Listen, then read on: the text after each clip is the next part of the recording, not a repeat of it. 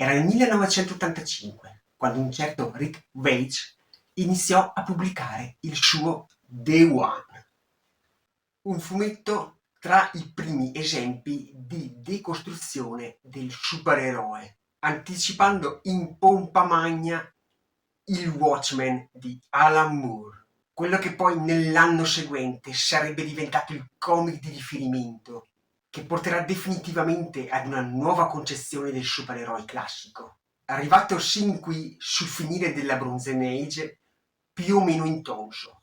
Da The One in poi il concetto di uomini in calzamaglia dalle abilità straordinarie, con i cosiddetti superpoteri, che realizzano imprese epiche, che combattono contro i cattivi per proteggere la razza umana, invincibili, assumerà un altro aspetto e vedrà i supereroi presentati nel loro lato più umano e nel quotidiano, con i loro problemi etici e personali, ma soprattutto con le loro debolezze emotive. Da questa breve introduzione potete capire The One che ruolo importante ricopre nel panorama fumettistico addirittura mondiale e perché andrebbe letto da chiunque ami il fumetto in generale.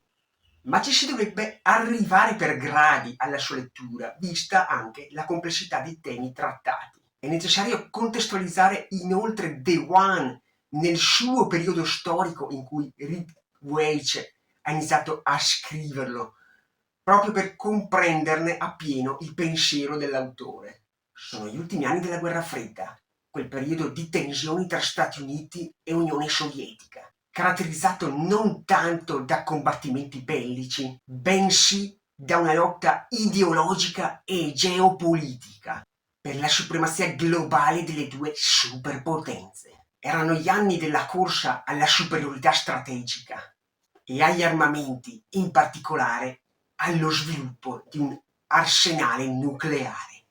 Ed è proprio da qui che Rick Veitch innesca il suo The One. Partendo da un vero articolo di giornale datato 1984, in cui si diceva in sintesi che la paura collettiva dell'uomo, alla luce di influenze ambientali, in questo caso la paura per l'atomica, intesa come un vero e proprio trauma, il cervello può riorganizzarsi e riprogrammarsi, dando origine ad una nuova evoluzione dell'uomo. Con uno stratagemma di un ricco e astuto criminale che prende il controllo sulla flotta navale sia USA che URSS, fa iniziare lo sgancio di missili nucleari da parte della Russia, colpita da impressionanti emissioni di energia che si suppone siano una nuova arma segreta utilizzata dall'America. Qui entrano in campo altre due variabili fondamentali per lo svolgimento della trama e per la sua comprensione. Il concetto di uno, per l'appunto The One, e tutti nel fumetto l'altro. The One rappresentato come un supereroe, dalla figura in nero, che ha come volto una spirale con tonalità dai colori caldi. Supereroe che simboleggia l'unione collettiva della paura dell'uomo e che rappresenta la rinascita, quella nuova forma di credo, quella sorta di nuovo Dio, per raggiungere una nuova evoluzione della razza umana in un ambiente utopico di amore e di pace, dando sfogo al libero flusso di idee in un'unione solidale.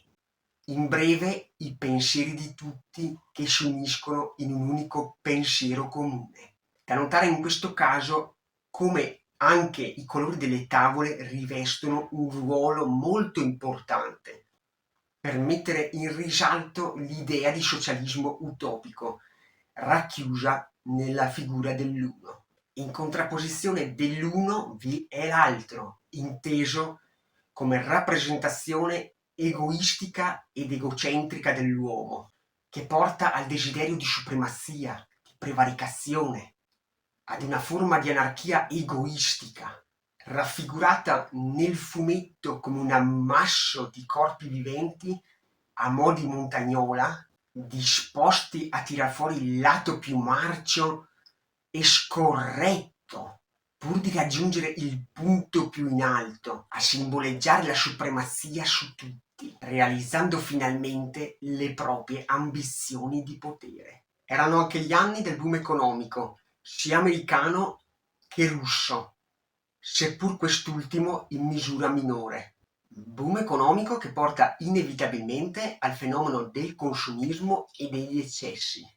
L'uomo è sempre più desideroso di benessere, esaltato in The One addirittura dalla presenza costante del cibo e dei vizi come fumo, Coca e Pepsi, hamburger, patatine, scatole di cereali che troviamo addirittura sulle copertine e nel continuo ingozzarsi di cibo del supereroe russo. Il fumetto di Veitch descrive molto bene attraverso i dialoghi dei personaggi le due ideologie, anch'esse in contrapposizione fra loro, dell'America capitalista e di un'Unione Sovietica socialista, ma soprattutto emerge il concetto diverso di sistema economico delle due superpotenze.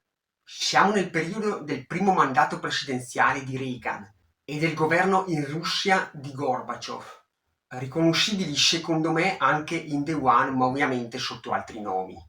Interessante è che solo i pochi sopravvissuti al grande sonno e che riusciranno ad avere il tocco di The One sono raffigurati con un volto senza occhi. A mio modo di vedere può indicare che solo i pochi prescelti vengono privati della vista per non riuscire più a vedere i loro antagonisti, gli altri, intenti nella corsa per diventare il più potente e non cadere in tentazione.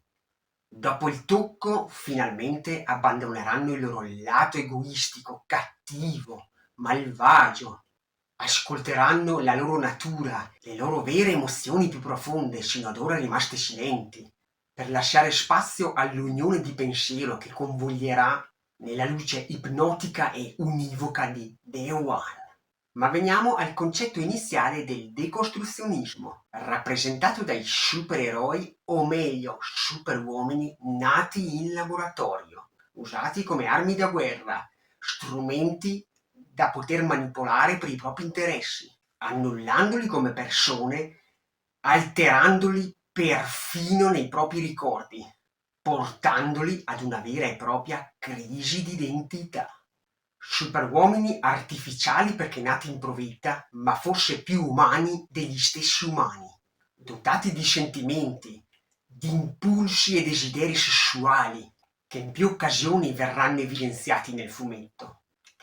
Supereroi che si fanno la guerra, supereroe inteso come villain da uccidere per il bene della società, supereroi disposti ad uccidere anche i loro compatrioti pur di assecondare la superiorità della nazione. Quindi non è più come il passato in cui il supereroe cercava di mietere meno vittime e di tutelare i cittadini ed il lettore che si trova ad osservare in modo neutrale questi supereroi, vittime dei loro stessi poteri e dei loro ruoli. Chi è nel giusto e chi è nel torto in questa dannata guerra? Socialismo o capitalismo? Uno o tutti? Tutti o uno? Come avete capito, The One non è assolutamente un fumetto facile e ci sarebbero state molte altre cose, forse più secondarie, su cui soffermarci ad argomentare.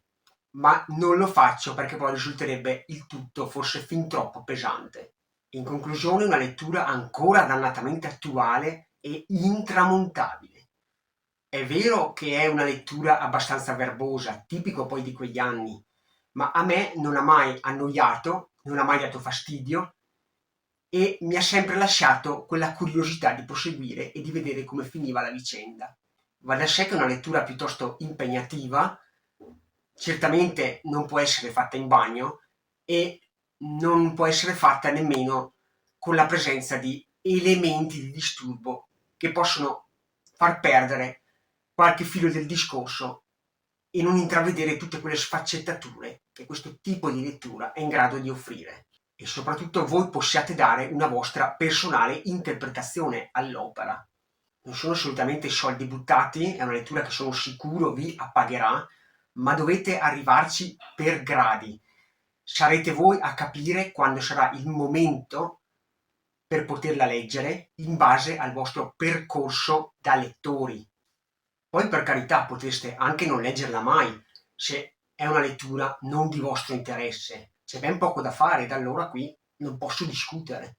Sta di fatto che per me è una lettura obbligatoria da fare se siete amanti in primis del comic americano, se volete conoscerne la sua evoluzione, ma anche del fumetto in generale.